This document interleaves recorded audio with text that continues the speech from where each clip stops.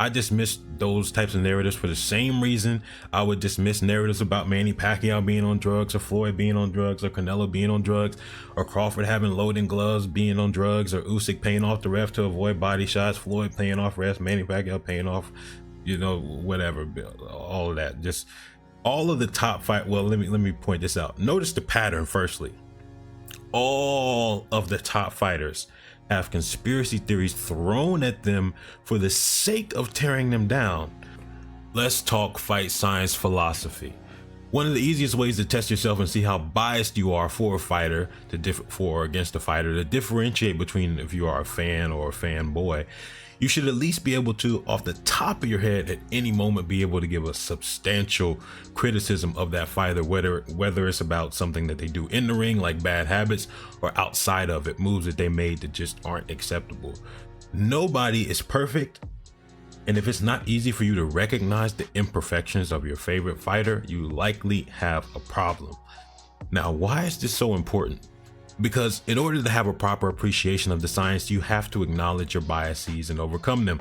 Another way you can analyze how much you're emotionally invested in a fighter is how you respond to people criticizing them. Not hating. There's a distinct and often quite obvious difference between the two, something I alluded to in the Canelo Alvarez and Inoue videos recently.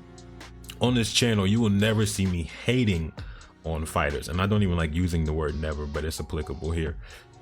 I might make jokes, and I will definitely make criticisms, but I will never hate. Hate requires some emotional charge with negative statements and assertions levied towards the fighter with the strict intent of tearing them down or hurting them in some way. I love boxing, I love MMA, I love Muay Thai, I love kickboxing. Too much to tear down the fighters that provide me with the things that I love, fights. And I love fighting way more than I love any individual fighter.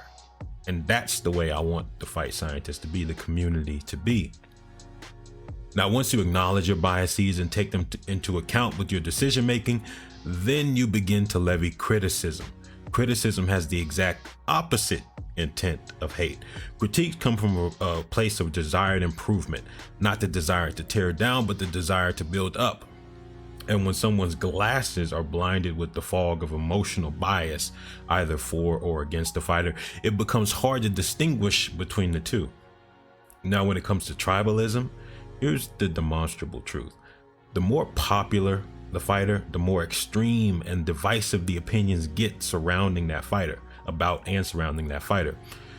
And this has happened time and time again, and it will continue to happen because it's above boxing or combat sports. It's just an aspect of human nature.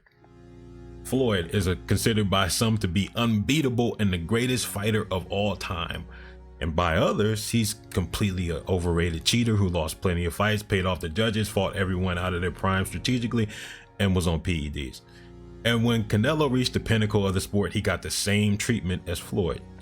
In the modern era of boxing, what you see is when someone is a fan of fighter A, and fighter A is among the top pound for pound fighters, let's say they have competition with fighter B, who's arguably up there as one of the best top pound for pound fighters as well.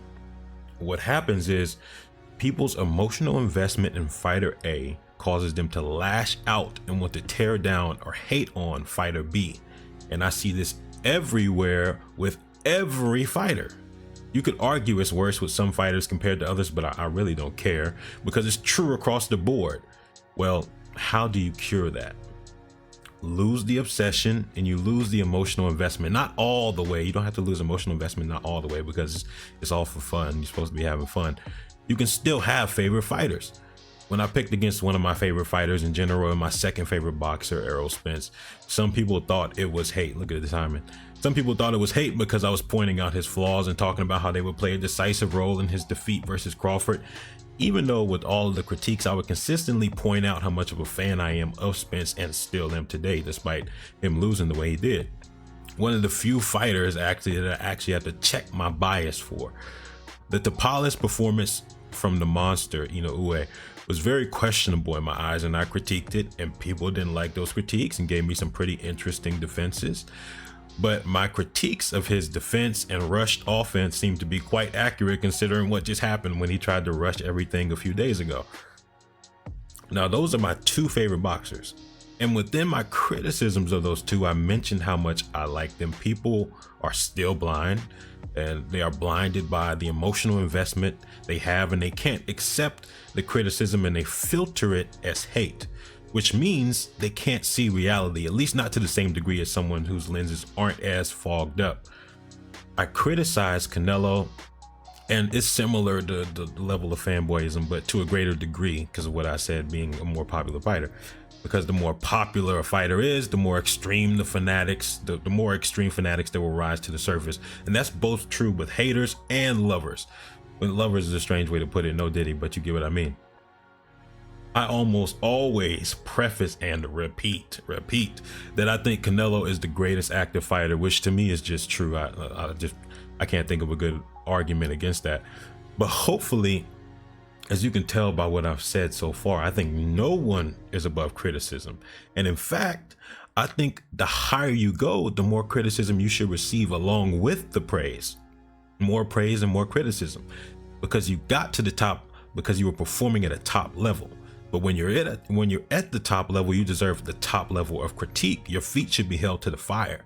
Your standards raised when you raise in the level that you perform. You will never hear me say the common narratives about Canelo, or at least the narratives that I would consider mostly to come from hate. Him fighting people too old or too young purposefully, him being on clenbuterol, which is funny because it's just a gross oversimplification, like most narratives relating to PEDs. People don't know shit about PEDs, but they talk like they do, and that's why you don't hear me. I barely know anything about PEDs, but I know more than enough, so when people talk about stuff, it's just so stupid. Okay, but that's what these type of narratives thrive on. They thrive on oversimplification, a lack of information. Just like Spence, just like Inoue, just like Crawford, Usyk, Canelo, any top fighter will and should receive criticism. And if that's your favorite fighter, it should be your job to look at that criticism from a critical perspective rather than an emotional one. And one thing, probably one final thing we'll end off on, is if you want to look at narratives and see whether or not they are meant to criticize for the sake of improvement or hate for the sake of damaging a reputation, let's take a look at an example with the monster Inoue. I get people that talk about his reluctance to deal with VADA, and oftentimes the implication there is that he's juicing because he doesn't want to deal with VADA. And I can quickly determine whether or not they are implying he's a cheat or whether or not they're just asking questions and are confused, like genuinely. If you don't have that much evidence, which generally people don't, because if they did have a lot of knowledge, they would know how little he complained and why he complained and that he never avoided a VADA test. But if you don't have that much evidence but are jumping to strong conclusions based off of very little knowledge, it's because your emotion is leading you to jump. You want that thing to be true, and so you ignore all of the evidence that tells you it's not and look at the small selection of evidence that may imply that it is, and you convince yourself that that is enough to allow you to come to the conclusion that you've reached. Now, that's just a roundabout way of describing confirmation bias. The people that I hear spin this narrative with the intent to discredit, I don't even give them attention because I know y'all will handle it, the community. But for people that are genuinely curious, and this is with a lot of controversial stuff, because I don't like to cover too much controversial stuff, but for people that are genuinely curious, I do try to talk to them. I do try and answer questions to the best of my ability. And obviously I don't know too much always about the drama because I'm not interested in that. Because those people that are genuinely curious haven't made up their mind. And I dismiss those types of narratives for the same reason I would dismiss narratives about Manny Pacquiao being on drugs, or Floyd being on drugs, or Canelo being on drugs, or Crawford having loading gloves, being on drugs, or Usyk paying off the ref to avoid body shots, Floyd paying off refs, Manny Pacquiao paying off, whatever, all of that. Just all of the top fight. Well, let me point this out. Notice the pattern. Firstly, all of the top fighters have conspiracy theories thrown at them for the sake of tearing them down from so many different fan bases and opposing fan bases. It's always something that the fighter is like, oh, he's on drugs, no, he paid off the ref, no, he did this. All the top fighters have all of these conspiracy theories thrown at them for the sake of tearing them down. And I should be clear about the phrase conspiracy theories because some people might feel offended by that, but I'll clarify what I mean. I mean loosely put together hypotheses with little to no evidence, or just a bunch of pieced together circumstantial evidence that does not directly point to and verify their conclusion. That doesn't mean that bad things said about them aren't true. I'll repeat that. That doesn't mean that bad things said about them aren't true. It just means you have to be careful with what you believe, because there's already so much bullshit out there. And if you're easy to buy into a narrative that tears down a fighter, it's probably because you're emotionally invested in that fighter being torn down. In other words, you're likely a fanatic. And if you are a fanatic over or about the people that you have never seen in real life and never will, then let's keep it simple. You need to deal with that. As a fan of the sport, your goal should be to analyze and have fun, not suck and swallow. Now, my audience is literally 99.9% adults, so I'm sure that you can handle a little bit of talk like that. But I know when I mentioned a few fighters, and I purposely mentioned some controversial names and controversial situations, because there are people that are going to feel some type of way about me not buying into those narratives and not agreeing with what's being said about those people, whether it's about Manny or Canelo or Floyd or Usyk or Crawford. And that's exactly my point.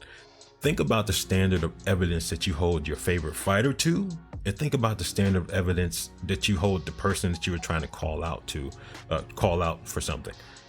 How do you hold them to the same standard, if you do or do not? And generally the answer is no, they do not hold their favorite fighter to the same standard that they hold the fighter that they're tearing down. All of these fighters have little subtle suspicious moments in their history, and if you want to start connecting the dots for certain fighters, there's probably a reason why, especially if you're doing it for certain fighters and not others. And it's videos like this why this channel is called Fight Science Philosophy. Welcome to the lab. Immortality Serum out.